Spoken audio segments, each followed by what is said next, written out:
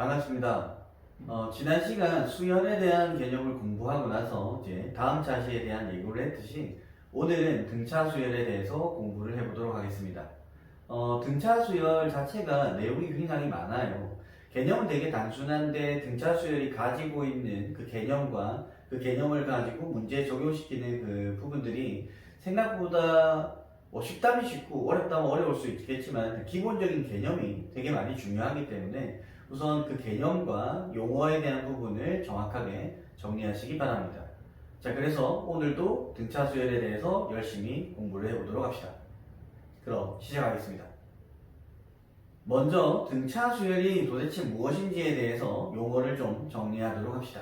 자, 그래서 보게 되면 등차 수열이다 라고 하는 것은 등차 수열. 자, 여기서 말하는 이 등차라는 말은 차이가 같다라는 이런 의미를 가지고 있어요. 네. 이걸 좀 더 정확하게 보자면 항들 사이에 대한 관계가 일정하다라고 이야기하는 거예요. 항들 사이 차이가 일정하다는 말은 같다는 이야기를 하고 있는 거겠죠. 항들 사이에 대한 차이가 일정하다는 건 지난 시간에 이제 배웠듯이 이런 거야. 자, A1이고 A2고 세 번째 항이고 땡땡땡 가서 n-한 번째 항, n번째 항, n 플러스 한 번째 항 이렇게 가고 있었을 때 각 항들 사이의 차이가 일정하다고. 이 두 녀석의 차이와 이 두 녀석의 차이, 그 다음에 이 녀석의 차이와 이 녀석의 차이가 계속 일정하다라고 하는 것을 이야기해요. 그래서 각 항들 사이에 대한 차이, 이것을 우리는 항들 사이에 대한 차이를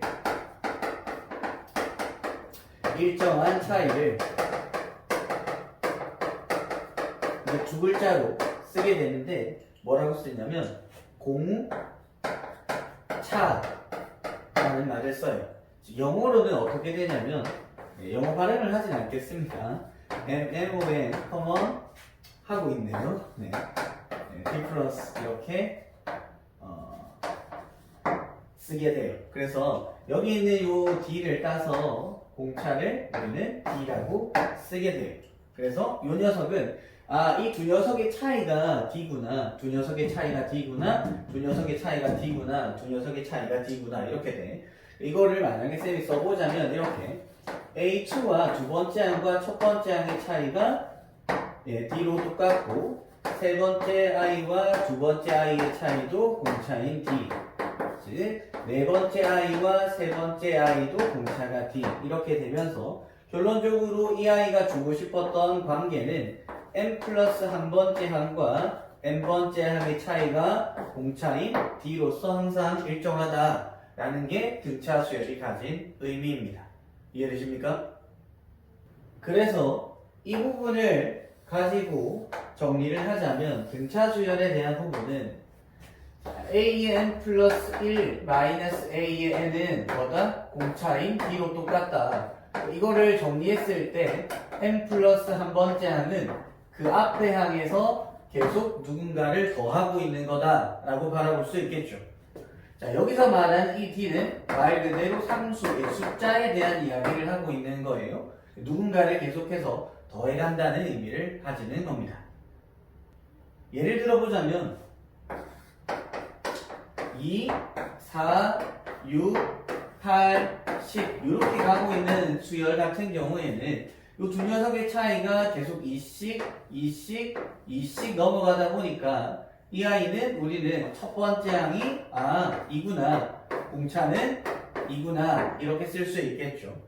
또다시 1, 5, 그 다음에 9, 13 이렇게 가고 있었을 때 이 녀석의 차이, 이 녀석의 차이, 이 녀석의 차이를 바라보게 되면 첫째 항은 1이고 공차는 4구나 이렇게 이야기할 수 있습니다.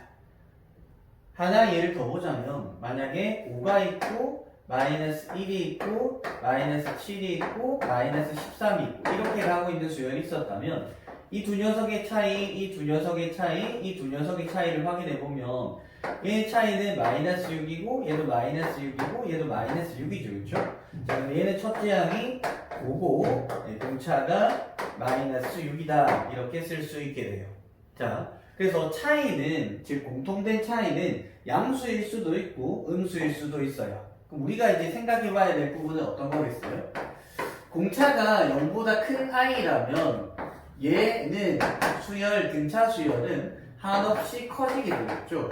네, 한없이 커집니다. 우리는 지난 시간에 무한수열에 대해서 공부할 거라는 걸 이야기했었단 말이죠. 무한수열은 항의 개수가 무한개인 걸 이야기했었어. 그래서 얘는 한없이 뭐가 된다? 네, 많아진다 이거겠죠. 자, 이렇게 될 수 있을 겁니다. 그리고 지난 시간에 다시 한 번 더 이야기했던 건 결국 등차 수열에서 또는 또 다른 수열에서는 일반항이 가지는 그 의미를 파악하고 일반항을 찾아서 100번째 항이든 1000번째 항이든 뭐 1억 번째 항이든지 간에 이렇게 더 궁금해할 수 있다라고 이야기했었죠. 그래서 등차 수열이 가지고 있는 일반항 이거에 대한 얘기를 조금 보도록 할게요. 일반항. 자, 등차 수열의 일반항은 어떠한 구조를 따라가냐면 여기 가지고 있는 이 구조를 따라오게끔 되어 있어. 보면 A1을 만약에 쌤이 A라고 하면 A2는 어떻게 될 수 있냐면 요거 보자. 첫 번째 항에서 다음 번째 항으로 갈 때 얘를 더한다라고 했으니까 너에서 공차인 D가 더해지겠지.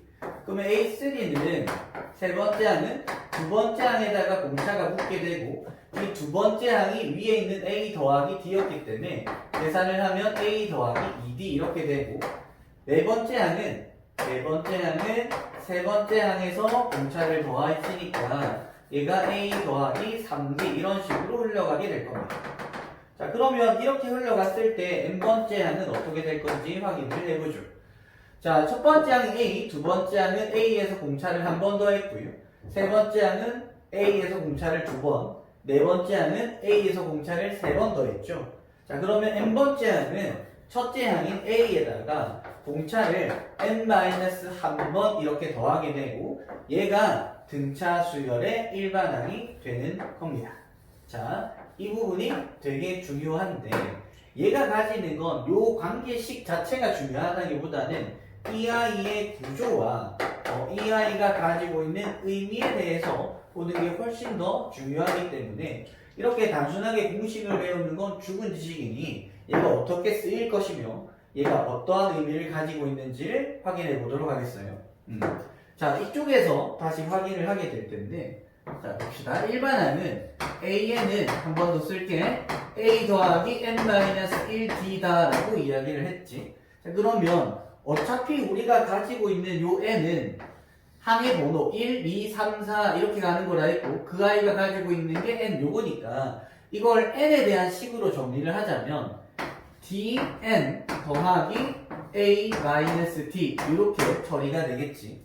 이렇게 쓰고 났더니 요 아이가 가지고 있는 게 결국 누가 되냐면 n에 대한 1차식이구나. 등차 수열은 일반항이 n에 대한 1차식이구나 라고 하는 것을 알게 되게 되고 그 다음에 n의 개수가 결국은 누구랑 같다? 여기 있는 D의 공차와 같더라 라는 이야기를 할 수 있겠죠.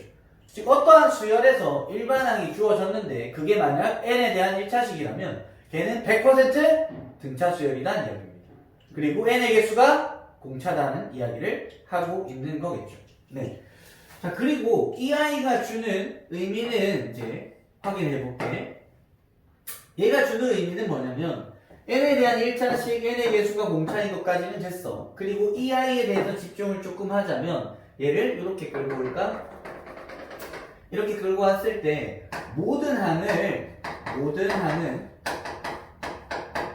첫째 항과 공차로 표현이 가능하더라는 이야기도 할 수 있게 돼. 예를 들면 10번째 항은 첫째 항에다가 공차를 몇 번? 9번 더한 거겠지. 그 다음에 15번째 항은 첫째 항에다가 공차를 14번 더한 거겠지. 자, 이런 식으로 모든 항은 첫 번째 항과 공차로, 첫 번째 항과 공차로 표현할 수 있게 된다는 시사점을 주고 있습니다. 그럼 다시 한번 등차 수열의 일반항에 대해서 정리를 하고 넘어가죠. 등차 수열의 일반항. 네, 등차 수열의 일반항.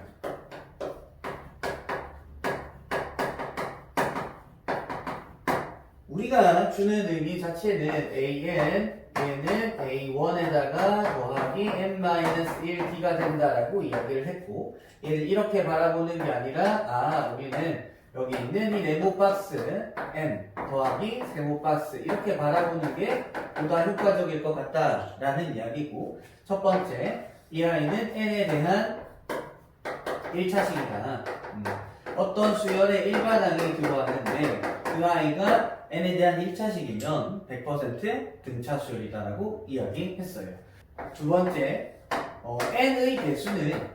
n의 개수인 네모 박스는 누구다? 네, 공차다라고 이야기를 했죠. 공차다라고 이야기를 했고, 세 번째, 모든 항은 첫째 항과 공차로 표현이 가능하더라라는 이야기를 하고 있는 거예요. 여기까지 이해되십니까? 자, 그러면 결국 우리가 배웠던 거랑 조금 연결을 할 수 있을 것 같아요. 만약에 자, 보세요. 수열 AN 자체가 정의된 거는 자연수를 정의역으로 하는 함수를 이야기했었고, fn이 만약 2n 플러스 1이라면 우리가 생각을 해야 되는 부분은 선생님, 저희 fx는 2x 플러스 1이라고 하는 1차 함수, 즉 직선을 공부를 했었잖아요. 네, 맞습니다. 얘가 가지는 기하학적 의미가 있어요. 네, 등차 수열이 가지고 있는 기하학적 의미를 한번 생각해 보도록 하죠. 자, 예를 들어 x축, y축 왼쪽에 주어진 걸 그대로 가지고 와볼게. 자, 기울기가 현재 얼마인 거야? 2인 거고 y절편이 현재 1인 거지, 그치? 자, 그러면 이 아이가 가지고 있는 직선이 y절편이 1이다 라는 상황에서 그냥 이렇게 줄게요. 자, 얘가 fx는 2x 플러스 1이야. 됐지? 얘가 1차 함수였고, 이걸 바탕으로 자연수를 정의역으로 제한하게 되면, 정의역을 자연수로 제한하게 되면 얘는 1이니까 여기 1 넣었을 때 3이고, 2를 대입하면은 누구다? 누구지 이야기하고 있니? 2를 넣으면 5죠. 3을 넣으면 누구? 네, 7이겠죠. 그래서 이 아이가 가지고 있는 걸 보니까 이런 점들로 나타내는 게 결국은 등차 수열의 첫째 항, 둘째 항, 셋째 항이겠죠. 만약 그래프 문제에서 등차 수열의 활용 문제가 나온다면 등차 수열은 직선으로밖에 계산할 수가 없습니다. 그리고 이러한 직선들에 대해서 한 가지 생각을 더 가져보면 기하학적 의미를 이야기하고 있어요. 얘가 만약에 직선이고요. 자, fx는 k의 x 더하기 m이라고 할까요? 자, 이런 직선이 나왔고, 만약에 요 아이가 가지고 있는 일정 간격만큼씩 이렇게 벌어져 간다면 이 점, 이 값과 이 값은 언제나 등차 수열을 이룰 수밖에 없습니다. 이 간격이 일정하다고 했을 때. 왜냐면 우리는 등차 수열이라고 하는 거 누군가를 계속 더해가는 거라 그랬죠. 그 더해가는 게 양수일 수도 있고 음수일 수도 있다고 했어요. 네. 자, 그러면 얘가 이렇게 가서 여기가 수선이 되게끔, 이렇게 가서 얘가 수선이 되게끔 만들어준다면 직선에 대해서 요 직선의 기울기가 현재 k로서 일정하기 때문에 x의 증가량분의 y의 증가량이 k로 똑같습니다. x의 증가량과 y의 증가량 k로 똑같아요. 자, 그렇게 되었을 때 요 길이가 서로 같다라고 이야기했고, 기울기가 같았기 때문에 요 길이와 요 길이가 같죠. 그러면 결국 이 값과 이 값은 이 길이만큼 더해진 함수값을 가질 것이며, 이 값과 이 값은 똑같이 이 길이만큼 더해진 함수값을 가지겠지. 다시 이 점은 요 길이만큼씩 계속 더해져 가는 거잖아. 그래서 직선을 가져오고 일정한 간격을 잘라주면 그 아이는 100% 등차 수열이 될 거다라고 생각할 수 있습니다. 여기까지가 등차 수열의 일반항에 대한 내용이었습니다. 다시 한번 정리하고 영상을 마무리하도록 할게요. 자, 등차 수열은 일반항이 A1 더하기 n-1d가 그 첫째 항에서 공차를 이 항 번호보다 한 번 작게 더한 거다. 그 이야기가 모든 항은 첫째 항과 공차로 표현이 가능하더라. 요 식을 정리하고 나면 무슨 n 더하기 뭐 이렇게 나오는데 요 녀석은 n에 대한 1차식이더라. 그 다음에 n의 개수는 공차가 되더라. 이해됐습니까? 그리고 기하학적 의미는 직선에서 일정 간격을 떨어뜨려 놓으면 그 함수 값들은 전부 등차 수열을 이룰 수밖에 없다 라고 하고 오늘 영상은 마무리하도록 하겠습니다. 등차 수열의 일반항 가지고 있는 의미 자체를 정확하게 이해하시기 바랍니다. 수고하셨습니다.